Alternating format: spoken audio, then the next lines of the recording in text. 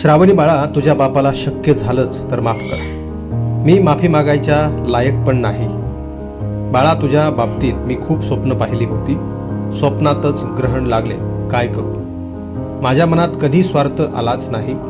कधी मी कुणाला 2 रुपयाला फसवलं नाही किंवा कुणाचं कर्ज देखील घेतलं नाही. श्रावणी बाळा, शक्य झालंच तर कर एकदा तुझ्या बापूला माफ. कारण तुला मी एकट्याला सोडून जात आहे. तुला अजून काही कळत नाही. तुझं वय आहेच किती? 3 वर्ष. तुला काय कळणार? ज्यांना कळायला पाहिजे त्यांना बापू कधी कळला नाही. बाळा, बापूंनी कधी कुणाचं नुकसान केलं नाही. सर्वांसोबत चांगला वागला.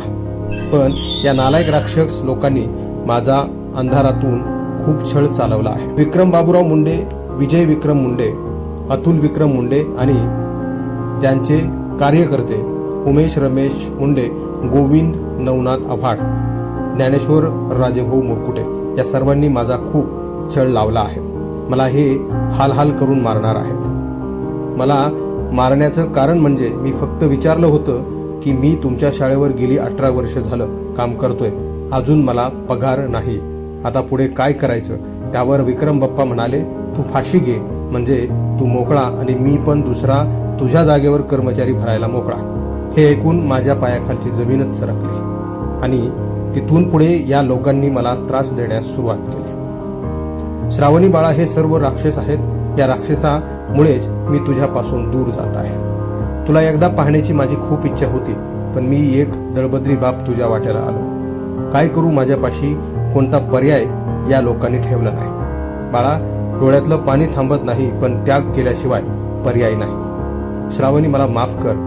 माफी मागण्याच्या पण लायकीचा नाही मी. तरी पण शक्य झालं तेव्हा, तुला कळेल तेव्हा माफ कर. आता मी थांबतो. खूप त्रास होतोय मला.